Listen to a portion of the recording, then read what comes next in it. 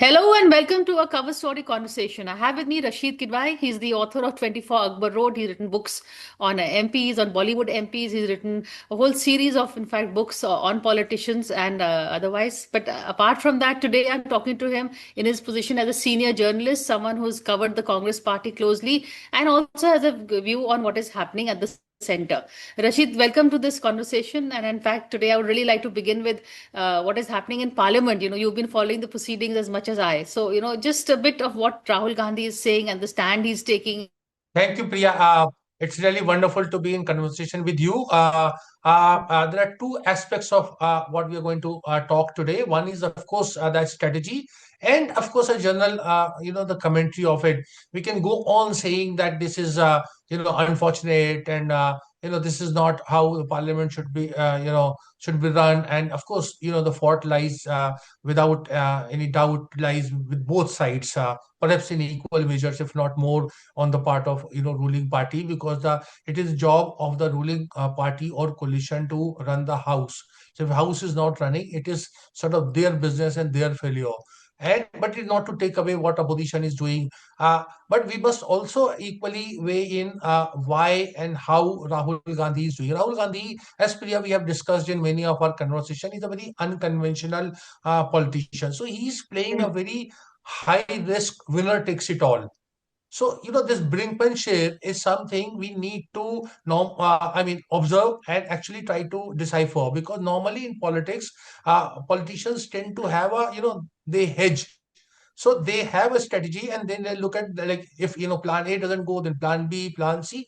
Rahul Gandhi is very clear in his thought and action. He is very merciless. He's very focused, and he thinks that unless you target Mr. Modi, Narendra Modi, Prime Minister, and you tarnish his very carefully curated image as being a very successful politician, as someone who's very sensitive to the national concerns of security, foreign policy, etc., unless you expose that image or you make a dent.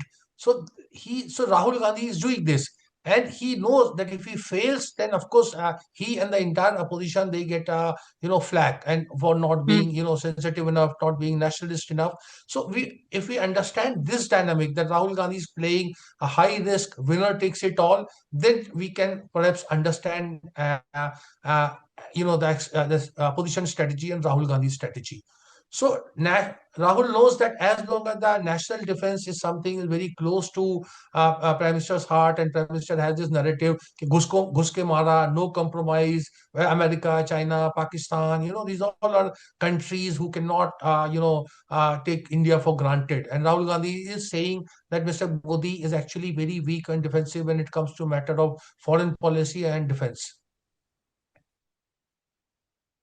No, given that, I think, Rashid, that message is coming across. And also, in terms of the trade deals, again, he's saying, has India compromised with this nationalism, with the interests of the farmers to, agree to this US deal, which again was incidentally announced by Donald Trump before it was announced by the Indian government. So, in that, yes, but in this confrontation at the end of the day, is Rahul's message coming across? Because, he spoke on the floor of the House, but, Rahul ki wo hoti hai, wo ek baat pe ad jata hai. He just picks up one mudda and he just sticks to it. So is that a good strategy or is it effective? Because is the message coming across, do you think, to the people? Is that effective? The only way we can find out is the coming elections in five states, from Assam to Kerala, and the outcome. Actually, the beauty of Indian politics is that things don't get settled. So you may have a situation where Mamata Banerjee may win in Bengal, the DMK may retain Tamil Nadu, in Kerala, the Congress may, come back, so they will have a victory. And in Assam, perhaps, the BJP retains. So, it will have something, and Puducherry, in that sense, politically speaking, is inconsequential. So you have a situation where nobody is a clear winner. If you look at the ideological spectrum, people who are with Modi or people who are opposed, there is no meeting ground. And that's a Hmm. real, challenge before a kind of vibrant democracy, parliamentary democracy like that. There has to be a meeting ground. There is no meeting ground. And therefore, what we are seeing in parliament, outside parliament, is a So reflection of it. yeah, fair enough. But the fact that now see whatever happened, he's saying I was not allowed to speak on the floor of the House, but then they ensured that the Prime Minister also did not speak on the floor of the House. So they are seeing that as a win. Would you take that as a win? Yeah, so actually, so Priya, there is a lot of spin that we are seeing. You see, first of all, let's take at one by one. The fact that Hmm. Mr. Rahul Gandhi was not allowed to, talk about what retired Army General Naravane had said or has written.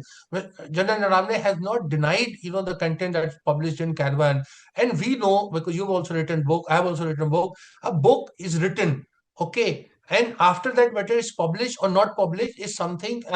It's just a technical matter. So the army chiefs, words are not being allowed to be spoken inside parliament, while you can have a, article published outside. So this is something messaging Right. Rahul Gandhi has not been able to highlight. On the other side, Manmohan Singh was not allowed to speak when he became prime minister in 2004. By whom? By the BJP. But when it comes to narrative, and that is where I think the media and thought leaders and all come. So Rahul is a poor communicator. See, his side of story doesn't come in equal measure. I would say the Hmm. counter narrative is something very profound. And that is one area where, the opposition, look at Mamata Banerjee, Priya. Look at the, Amazing. elegance at which she walked in Supreme Court of India. Look at the kind of, good sort of, optics she drew. We do not know, what will happen to the SIR and how this thing. But in terms of optics, Mamta is undoubtedly, she has gained and gained. And can we say the same thing about Rahul? No. And that is something, needs to be worked out. See, Rahul himself, yes, I agree, is not a good communicator. But is the media department or his MPs getting the act together? Because I noticed, the kind usually we see, a lot of cut and paste, which comes from giving the BJP point of view. A lot of journalists and a lot of people, they don't even change the language. They just, follow that same line and just cut and paste it in terms of narrative building. Now I'm seeing the Congress point of view is also being carried out also by some journalists, unfortunately, saying that, for instance, the prime minister got scared in the house. Was he scared because a Dalit woman MP was, surrounding him? Are they anti-Dalits? So these are all narrative building that is going on, started by the Congress and picked up by various people also. So do you see the Congress making up for lost time and playing the BJP's game in terms of narrative building? Happily, as somebody who's covered, parliament, a person who's been a journalist, like you, and seen political parties and politicians, I would just say the conduct of, media is also not very healthy. In a sense, everyone, Yes. while I understand everyone has a right to, live and learn, but the kind of, that bandwagon approach or, this embeddedness is not something which is very healthy or speaks well of Indian media. And ultimately, as I said, it helps very little in the outcome. Because if you see the, people on the ground, on street, in villages, towns, most people have a, kind of anti-Modi and pro-Modi kind of sentiment. Hmm. Pro-Rahul and anti-Rahul. So in that sense, both key principal characters, Mr. Rahul Gandhi on one side and Narendra Modi, they're extremely polarizing, leaders. And they have a constituency. Mr. Modi has much more. Rahul Gandhi also has. So you look at Parliament of India as of today, Lok Sabha, 53%, the ruling party, 47% opposition. If you keep this maths in mind, everything falls in place. So unless this math changes, and how will math change? Math will change if Congress wins Assam. Math will change if Congress doesn't win Kerala. Yeah. Math will change if the BJP-led alliance comes in Tamil Nadu. As I keep saying, Fort George and Fort William. These used to be big citadel of the British Raj Empire. One in Hmm. Chennai, other one is in Bengal. If these two citadels fall, and the BJP flag, runs on this Fort George and Fort William, then of course comprehensively it can be said that Mr. Modi is a pan-Indian leader. As long as these two forts are intact in opposition, then I see a very difficult time, in the sense, challenging time for the BJP, even in time to come, during Mr. Modi's tenure and post Modi tenure. So well put, Rashid. And also, ironically, both these post forts are being manned by opposition leaders other than the Congress, both in Chennai and in Calcutta, in that sense. But, moving on, Rahul Gandhi and that Ravinder Singh Bittu altercation, what did you make of that? And the BJP's attempt to make an individual fight into a whole, fight against the whole Sikh community. I found that a bit amusing, actually, in that sense. The Yeah, fact that that they is tried to. something. I think that is something that it was highly avoidable on the part of Right. Rahul Gandhi. Like, long time ago, as a student of politics and history, you would remember Dadabhai Nauroji had written a book. called the during Raj time, the poverty and un-British rule in India. So Dadabhai Naroji's key argument was that the British are so civil and so human and so considerate, and here they are exploiting so much. So this was Hmm. un-British. Similarly, sometimes I look at Rahul Gandhi doesn't know that he's Rahul Gandhi. He's a great grandson of Jawaharlal Nehru. He's a grandson of Indira Gandhi. He's son of Rajiv Gandhi. And so he needs to talk when he speaks, so to say, everyone looks up and hears that what he's saying, paying attention. And for him to get into this college, that what you call it, Lafanga Giri kind of, interaction, to saying, hello, my traitor It friend. was heckling. This is not smart politics. This is not at all smart politics. No matter what Nishikant Dubey is saying or what others or what Mr. Bittu has himself done or something. Of course, it's equally bizarre and laughable to link it with the, Sikh pride and all. Sikh pride Correct. is not, it has its own place in history. It is not something that can be, it revolves around Mr. Bittu or someone else. So therefore, I think there is a total absence of any kind of proportion and common sense. The common sense is in biggest short supply around that Makardwar and all those areas of Parliament of India. I feel very bad and very sad as citizen, but that's the stark reality. No, fair enough. Because, I agree. Because I think what Rahul was also, it was very college level, kind of ragging or heckling on the steps of the college campus, literally, to refer to him as my fellow traitor. And BJP, you give them an issue, they grab the whole arm. You give them a hand, they'll take your whole arm. I agree, but I mean, the fact what BJP is trying to do is laughable, but you never know. Some comments strike a chord. Punjab elections are not far away. BJP has its own axe to grind with Rahul Gandhi. And also, what I felt was that Rahul Gandhi, by taking issue with Bittu, lowered his own standards because he was in level with the Prime Minister. He was taking on the Prime Minister directly. Now he's taking on, individual MPs, whether it is you spoke about Nishikant Dubey or Ravinder Singh Bittu, sector, that he should leave for his own, number two people to do it rather than getting into the issues himself. And That's another problem. yeah, and Priya, while we are at it, there is also very little, corrective measure or the response mechanism. If Mr. Rahul Gandhi, in sort of, emotions or in the momentary sort of, suspension of whatever that you got overwhelmed by emotions, and he made that sort of unkind and uncharitable and uncalled for commit, then he should have made, I mean, he should have gone to Ravindra Bittu's house and said, hugged him. If a man, Mr. Rahul Gandhi can hug Prime Minister Narendra Modi inside Parliament, he could have gone and apologized. His stature would have come bigger, and that is where I am saying that Mr. Rahul Gandhi doesn't know he's Rahul Gandhi in that sense. As a Right. LOP, as a sort of great grandson of Jawaharlal Nehru, look at the kind of civility Jawaharlal Nehru maintained, or Indira Gandhi, or further better Rajiv Gandhi and Sonia Gandhi. So he must say that, and the people around him, and that is where the commentary comes in, that people around him are actually have a fortress approach. They don't want any sane voice, any voice of conciliation and accommodation to get in. If Mr. Rahul Gandhi had made unilateral any kind of amend, I'll just give you example, Priya. See, one day what happened, there was a CWC meeting where Mr. Sitaram Kesri was dethroned. Sonia Gandhi was not in picture, and as you and me, as commentators of that period, we can just recollect the other day. So when Sitaram Kesri, the deposed AICC chief, came out, someone actually pulled, I mean, pulled down his Dhoti. dhoti, and there was Right, all kind right. of slogans and all that. No, these were all unauthorized sort of action, and as I said, uh, uh, uncalled for. And KCG went home and he was very upset. Within an hour or half an hour, Sonia Gandhi walked in. She sat in that, that Pandara, that 7 Pandara Road, sorry, not Pandara Road, Purana Kila Marg, and she kind of Hmm. apologized. And I was there. And I see that Kesri was overwhelmed. And the moment she walked out, Kesri told me, she said, देखो कितनी महान है, हाँ हमसे देखो आके माफी मांगी, हमें शर्मिंदा कर दिया. Hmm. But that was a great act of sort of human thing. It's like what we do in villages and in towns and in our families, that in spot of moment you say something nasty, at the same time you realize the gravity of it, so you apologize. The age, position, authority become inconsequential. This is our Yes. civilization heritage. Mr. Rahul Gandhi had applied his mind, And that is why I'm saying Rahul Gandhi must, behave like Rahul Gandhi. He should play as per his political instincts, not from what Kisi Venugopal or, Jairam Ramesh or others are tutoring him. Very good point. I'm going to labor that point a bit more, but after a quick break, so stay with us.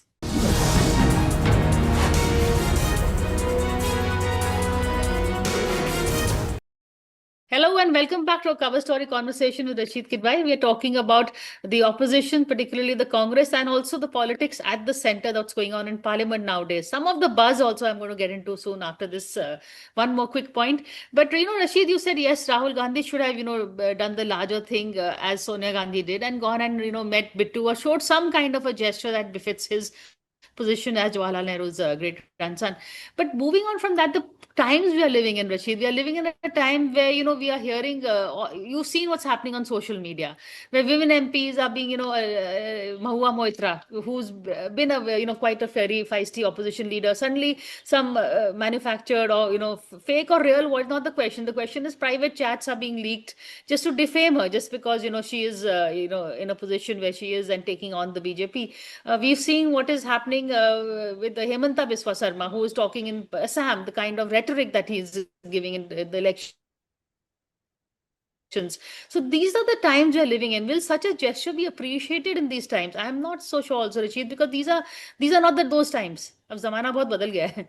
Yes, yes. So, Priya, we must understand that we have a society which is, very much, patriarchal, misogynic, a sort of anti-minority voices. Minority doesn't mean, religion. It can be women are, for instance, in minority. The minorities are in minority. The, the saner voice of reason is, as I said, is in short supply. So, with all these things, this is a reflection of that. There is a mad kind of thing about, winning, and winning matters. If you win, then it absolves you. So there is a mandate theory that is there. There's a सब mandate माफ theory है. that is at work, and it is very bad, and it is very actually unfortunate. So Priya, when you see, and that is where I think, when if you look at the politics of 1950s, 1960s, 1970s, 1980s, very, very that time also politics was acrimonious. But this, there was this madbhed, not manbhed. There was no hatred. There was no trust deficit. I हाँ. remember when I was young, but I remember very this thing when Sanjay Gandhi died and he was killed in a air crash. So the entire opposition of that time, Atal Bihari Vajpayee, L.K. Advani, Jyoti Basu, Chandrasekhar, they all went and they met Indira Gandhi. And as a grieving mother, she was very, very upset. And when they came out and the old pictures are there, each of this opposition leader had tears in eyes because they had a fear of this thing. It was Sanjay who was sort of responsible for them being in for 19 months in jail and the kind of emergency access, a lot of it, but not a shade of bitterness. They'll say Hmm. all those Madhu Lemay and several others of them. I can go on naming. I remember that picture of 10, 12 leaders had gone to. Now Right. this is India. This is our civilizational heritage that I'm talking about, not the kind of language that Nishikant Dubey and many others are using. This is most unfortunate. And just very quick point. See, I'm not a this thing, but I don't want to name even Mahua. What I'm saying is, Priya, you and me know that the political class, many people have active social life. Why is it that man's social life, Hmm. active social life, is not being brought into some kind of public scrutiny? Why is that a woman politician, a young, attractive woman politician's active social life is brought into question? These are questions we need to ask. We are in 21st century, and we are behaving like this. You can say about 100 things about Taliban, but it's exactly the mindset is same. So well said, Rashid. In fact, that is, I think nailing it. The kind of times that we're living in, the mindsets really have to be exposed. I think one, it's instead of her posting, filing FIRs against all these, and half the groups that are posting and reposting are, I think, either they are trolls or they don't even have a leg to stand on. But she's the one fighting her own battle, filing the FIRs. It would be interesting if the entire opposition got together and made a point and, condemned it, filed an FIR, or said something, because you by not saying anything also you're condoning the action in the end of the day also. I think what the treatment that has been given to Mahbub Moitra is largely because she's a woman. and Hmm. that is something that should upset us, that should upset the political class and many people when we're talking about 33% reservation and empowerment and ladli behna and all that. We must also look at this very important aspect, and therefore I think there should be zero tolerance. And that is where it's not a, Priya, a matter between government and opposition. This is about Yes. society. A Yes, society that's true. must give response to it. And I think this is something which would not happen in Bengal, which would not happen in Tamil Nadu. It may not happen in Kerala. In many societies which are very, so to say, liberal and progressive in terms of gender equality. So we should also look at it, and that is where I think there is no dialogue, there is no sort of outrage. People that outrage you are referring to is very selective. Right. So the for and again and bought and all kind of disgusting methods are being used. Absolutely. No, I totally agree with you. And, moving on to another topic, the buzz of the week is, of course, Shashi Tharoor, which is actually the buzz of last week, but Shashi Tharoor is evergreen. There's always his name makes news. Despite the fact that he had that, he fell down and he's got a fracture now, but he's still very much around. What is his role in the Kerala elections? What have you heard about? Has there been a rapprochement with Rahul? That famous meeting that took place, which was, I believe, organized by KC Venugopal, took place in Parliament so that everybody would get the optics of it and show a unified Congress. But reality kya hai, Rashid?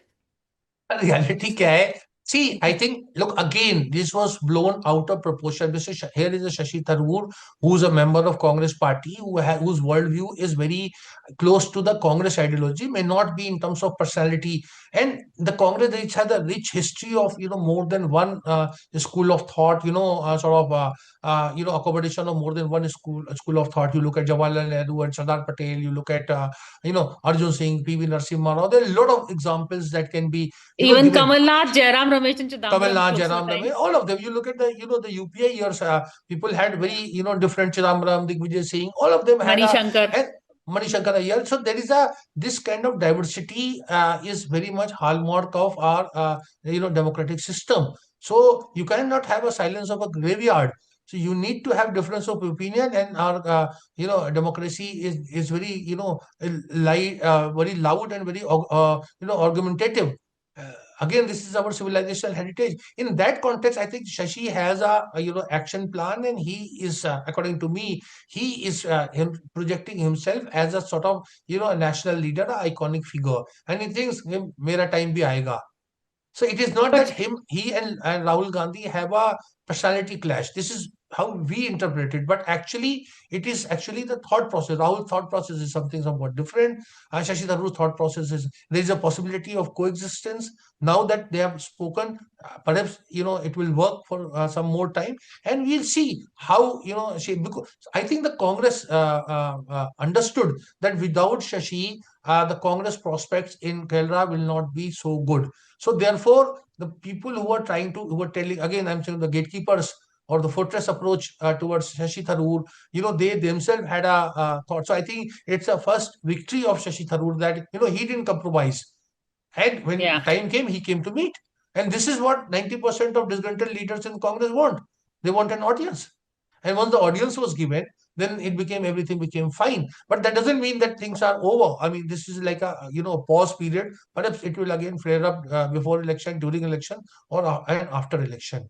But this is sign of life in a political party. No, I read in fact, you wrote a very good piece on this also, which I read. But, will Shashi has a plan, as you said, but, his plan sees some position for himself. I don't see, will the Congress make him Chief Minister of Kerala? Has any of that assurances been given, or do you see it instinctively? Is that happening or not? What does your See, instinct say? I think, we understand politics is art of the possible. Hmm. Mr. Shashi Tharoor, what was that? What were the options that he had? Would he become another Ghulam Nabi Azad? Would he become another Captain Amrinder Singh? Would he join, something like, Mamata Banerjee's political party that, language he is not well versed with, and it's a very regional outfit. So Mr. Tharoor chose very carefully after, and look at the BJP. What did BJP offer him? It was very little. So the Hmm. person of the stature of Shashi Tharoor would have become Foreign Minister of India, Indian Ambassador to US, or something like that, a weighty kind of role. No, it was nowhere in sight. Mr. It was not Tharoor offered. is a very maybe an ambitious man, but he's also a very careful person. So he knows, what he's going to do next and what can be the implication.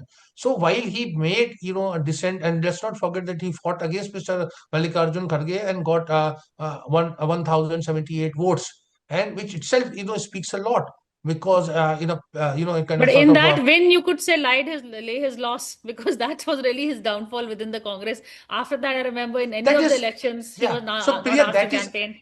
And Priya, I can tell you in confidential, I had a lot of conversation with senior Congress leaders on this issue, and I said that you must recognize the person who has fought, and this is how Hmm. in British Parliament exactly this is what happens. Look at Hillary Clinton; she fought in the primaries, had fought against Obama, but when Obama became prime minister, he made her, president. He made her Secretary of State, which is the most important position. What does Shashi Tharoor got? A member of CWC. So I'm saying ideally he should have been given some parliamentary role or some party role. He was, of course, chairman of that professional congress. He's no longer there. What I'm saying is there is a lot of scope for Shashi Tharoor in the Congress, in coalition politics, in India Alliance. And he's a very good advertisement as far as the Congress is concerned towards, outreach towards the great Indian middle class. So the Yes. Congress is not using it because again, I said, the minions around Rahul Gandhi, they are saying that don't do this will happen, this will happen, and they are building on the perceived insecurities to keep a talented man out. And I think this is a very sorry state, and I'm happy as a sort of observer that at least things didn't become from bad to worse. Things have become bad to, I would say, better. And how it will shape, how it will fan out. I don't think Shashi Tharoor is in a mindless this thing of becoming chief minister of Kerala because it depends upon numbers. What is the kind of numbers you're getting? Is there going to be a head count? I hope Hmm. there is headcount. Sachin Pilot is the observer for Kerala. He Kerala. knows that lack of headcount, cost him a job In in Rajasthan. Rajasthan. Would he, in his sort of limited mandate, would he do that? These are the things we need to look at. See, the Congress has recognized, and I think there's a lot of grace in it, that Shashi Tharoor is an asset. And Shashi Tharoor has realized that there cannot be a person of his profile and stature and thinking. There is no life outside Congress. I think these are the two reasons that both sides must rejoice. Well, on that note, thank you so much. I think we come back to the point you started from that Rahul Gandhi should realize who he is, the great grandson of Jawaharlal Nehru, and rely on his own instincts instead of, as you very colorfully and aptly put it, the instincts of his minions. I think that whether dealing with Shashi Tharoor, dealing with Narendra Modi, or his own politics, that is something he must keep in And he mind. must also But thank you project so himself much. as a and Priya, he must also present as a leader of flesh and blood, person who's capable of making mistakes and making amends. See, the people of India actually, with the politician, there is a great bond they have. They know that, Jawaharlal Nehru had certain limitations. They know that, Indira Gandhi had certain limitations. Atal Bihari Vajpayee. These three people I am often I'm mentioning because they understood, the psyche of India and they were loved. I don't think any other Indian has been loved that much as these three individuals at various periods. So I'm saying Rahul Gandhi must get this. So And that if is something Modi has got, which he has not. Whatever you may say, Modi has been, Prime Minister Modi has been get that connect with the people, which Rahul Precisely. Gandhi still I would say the remains. same thing, but the only difference that Mr. Modi has also been, I mean, I'm not an expert on Mr. Narendra Modi, and this is my limited understanding. Mr. Modi is a very popular leader. But he could have really practiced what he preached, sabka saath, sabka vikas, and become, so to say, a national leader of every, community and region. So I think his spin doctors also tell him that no, at this some point you remain a polarizing person because you have a like 60-40 or 70-30, whatever numbers you're talking about in Yeah. terms of electoral politics. So you are safe and you are good. So I think, yeah, but I find that you have a point, yes. But despite that, at least he is trying. He's not, saying all those things. He's may not be stopping his the polarizing comments by the juniors, but himself he is not, except maybe during election time. I mean, he's trying to evolve some kind of a statesman, Vishwaguru image for himself, and that connect abhi bhi thoda sa hai. Which Rahul, he's saying all the right things. I don't have an issue with what Rahul is saying, but somehow the attitude is not. You can't connect with him. There is something with the empathy is lacking in Rahul, which I find, difficult. Priya, your criticism is perhaps fair, but I also urge upon you to reflect a bit the kind of challenges that Rahul Gandhi is pitted against. I don't think any leader of opposition or any in the past years of the post-independent era that the opposition was had faced so many problems and challenges, or both in terms of constitutional spirit and scheme of things, and the informal, what we call it, Chanakya Niti, Sam, Dam, Dand, Bhed, etc. So if you analyze all that use of money, I mean, we can have another conversation on it, and you look at it, I actually have a sneaking admiration for Rahul Gandhi on that count, that to be able to, stand tall and erect and take a, become a equally, if not more polarizing person. You see, it's not an easy thing, Priya. And there's so many, Yes. so to say, worldly temptations of compromise from business Correct. houses, from individuals, from, the quid pro quo, Hmm. bhaibandi, all those yarana. So in that sense, if you look at it and look at the near absence of, allegations, I've also seen, Priya, and like the grouping of various, members of Nehru Gandhi family. You look at Sanjay, you look at Rajiv, you look at Rahul. I think, there was no misstep in that thing in terms of financial corruption or scandal. So, 4 to 14, Rahul Gandhi, has not been involved in a single act of, corruption or impropriety. And that is, I think, very commendable. And after that also, you look at the entire era. So in that limited thing, of course, Rahul Gandhi's, mistakes and kind of thing, what he could have done, what he should have done is all stands. I'm with you. But I am Hmm. saying that we must also give acknowledgement to the fact that when it comes to, principles, Rahul Gandhi has not compromised. And this is not an easy thing to do. Now that I can, concede to you totally. Especially, he's been very adamant on certain issues, whether it wins him elections or not, whether it's against big corporates or even the stand against the RSS. I think he's been very steadfast and consistent on what he feels is the danger to the country from the RSS. But I still, anyway, we will continue this conversation more, because Rahul Gandhi is a chapter that I think I'm waiting for your books. You've written a book on him, but I'm sure there is many, many more chapters you will keep adding, which I will hope to have a conversation with you on. But next time, hopefully, Rashid, when I get you, I'm going to talk to you about the buzz on the Rajya Sabha and the elections that are coming. So I do hope we can have these conversations periodically and keep on tap on the buzz in Delhi and in the Parliament. But thank you so much for this conversation. Thank you, B. I really enjoyed that, conversation. You were really, probing and probing and raising some very valid questions. Thank you. That's what I enjoyed talking to you. Thank you so much.